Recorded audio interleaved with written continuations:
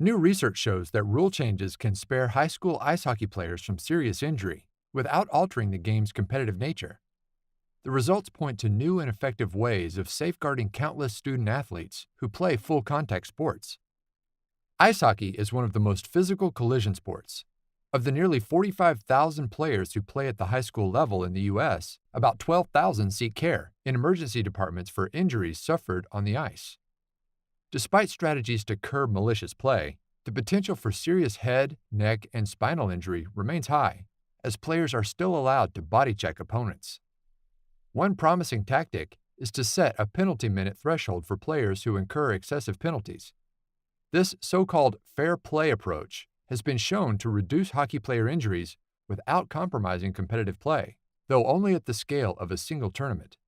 To test just how effective fair play rules can be, researchers looked at how a critical addition to the Rhode Island Interscholastic League Ice Hockey Rulebook played out over the course of 6 seasons.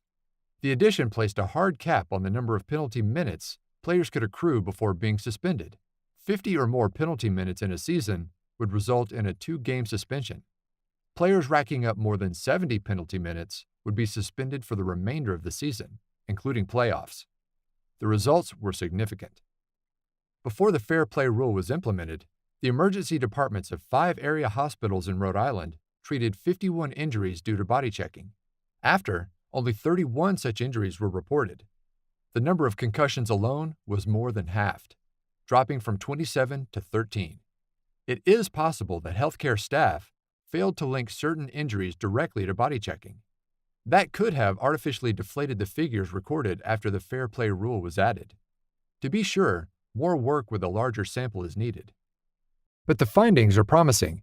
Given recent research focusing on repeated head impacts as a potential risk factor for degenerative brain disease, measures to better protect players' health are in order.